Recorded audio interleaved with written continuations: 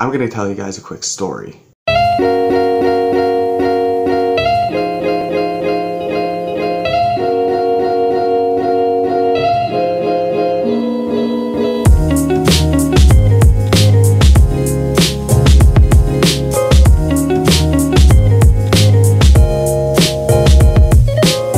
There are a couple reasons why I want to tell this story. And it has to deal with a couple things that have to do with integrity, justice, my landlord, and a fridge. So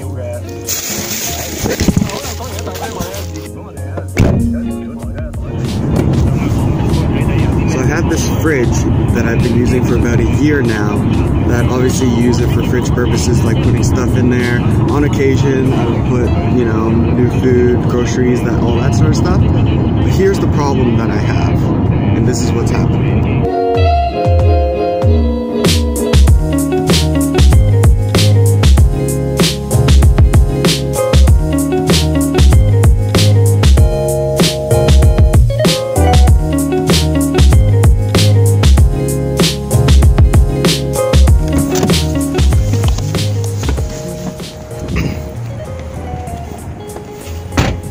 So I get this email on Wednesday telling me I need to get rid of my fridge by Friday, or else they're gonna start charging me $9 a month.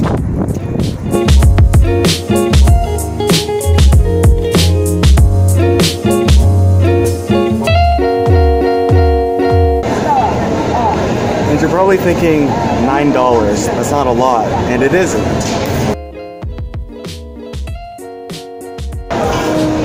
It's not the $9 I have a problem with. It's the timeline that they actually gave me that I have a problem with.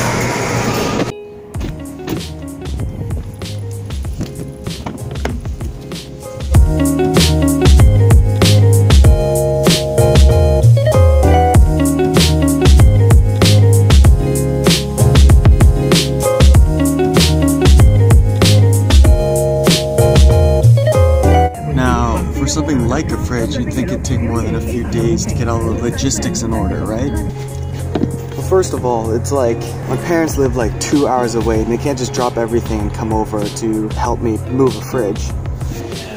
So I don't have my own car, nor would I rent a car for something like this. And then finally, I wouldn't, you know, it'd be pretty douchey to ask some of my friends to just move a fridge for me. So I think this is much bigger of an ask than they actually think it is. So with all of this, I just thought there might be some sort of hidden agenda, so I did the only thing I thought of at the time, which was to email them back.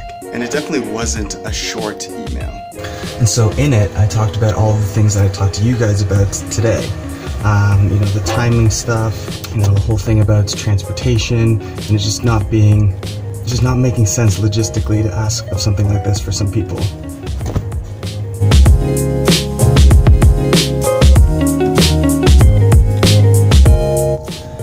So I think it's important to know the timeline of events from then until now. So the email from the apartment came in on Wednesday. I responded with this very lengthy email outlining my concerns, logistical issues that I have on Wednesday evening when I get home from work. And then it's very lengthy, so I'm just waiting right now, right? I'm assuming since it's so urgent, I should get an answer back by the next day, early. If that's it, I don't get a response until Friday, 3:50 p.m. So now I'm back. It is Monday. And there's a couple things I've learned from this whole fiasco. That being said, it's caused myself a lot of emotional trauma over the weekend. Trauma might be the wrong word, but you know, I've been thinking about this all weekend. You know, my dad has to take off work now. Should I ask him to take off work to help me move this fridge home? There's a lot that actually went on behind the scenes other than this just email thing. There's two lessons here that we can learn from this. The first one has to do with us and how we react psychologically as human beings. So it actually hurts us more to be given something initially and have that thing taken away than if we were actually given less of something initially. This goes for monkeys given 2 bananas. If they're given 2 bananas and 1 taken away, the monkey is a lot more, you know, aggressive than if compared to the other one that was already given 1 in the first place. Same thing goes for humans. If we're being paid, you know, 55K, that's brought down to 50K, we'd feel a lot more pushback and a lot more defensive than if we were only given 50K from the beginning. And so for me, this was definitely one of those scenarios, because apparently in the contract it said I wasn't allowed to have a personal fridge. So this was something that was given that I shouldn't have gotten, and that was taken away. And I felt bad about it. But I think that leads into my next point as well.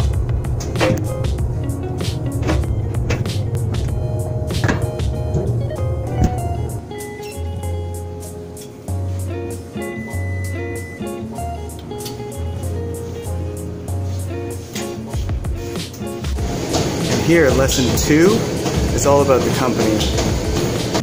So, in my mind, the goal of every company is to get new customers and to keep the customers that you already have and keep them happy so they stay with you forever. I think the only way to get there is to be open and honest with your communication and actually have empathy for the customers that you have, and not to disrespect them in any way. If they can sniff out any,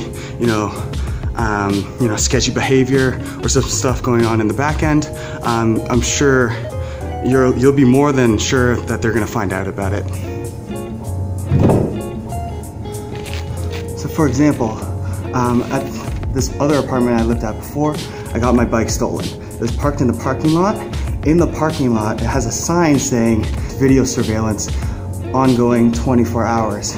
I give them a call about my stolen bike, seeing if they have any camera footage. They don't actually have cameras installed. Sketchy stuff, people are gonna find out.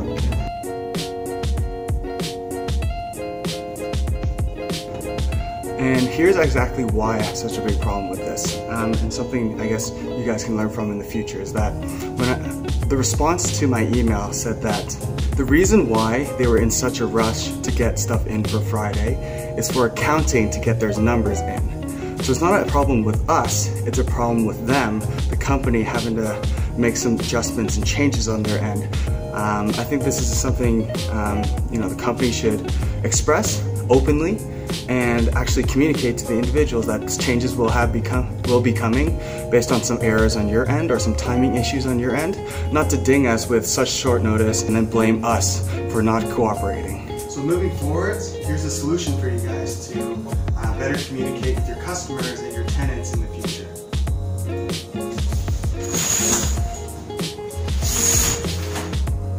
Lesson 1 is own it. If it's an issue with accounting, just let us know. No one likes the finger pointed at them. Don't blame the customer. Take ownership for some of the mistakes that you guys may or may not have made, and frame it that way. Let us down easy. That's what we want. And then tip number 2 is to over communicate. If it's in the clause, highlight which area it is. Show us in the email which line you're referring to. Remind us that it's in there instead of just saying that it's there, because sometimes we won't believe you, and that's probably the last thing you want us to do. And just let us know what's going on, on your end, on our end, changes that are happening. If things need to change, let us know, because we don't want it to come up as a surprise like it did in this situation and in this scenario. So as you can see, I've actually decided to keep my fridge, and for a couple of reasons. So I think the first reason is actually pretty straightforward.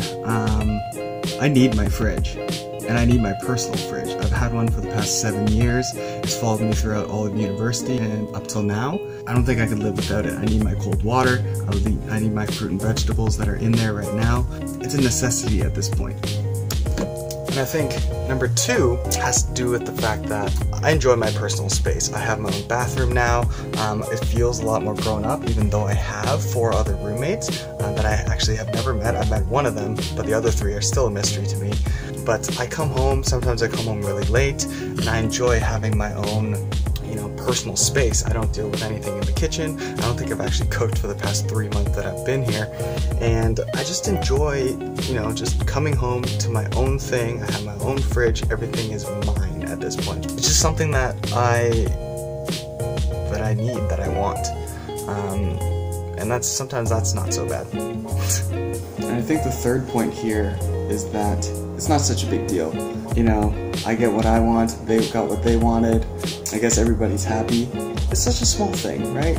I don't want to do extra work to move my fridge. Maybe that was their plan all along initially. I don't want to ask my dad to do something like this. He was very nice and generous enough to offer, but I don't want to ask my friends either.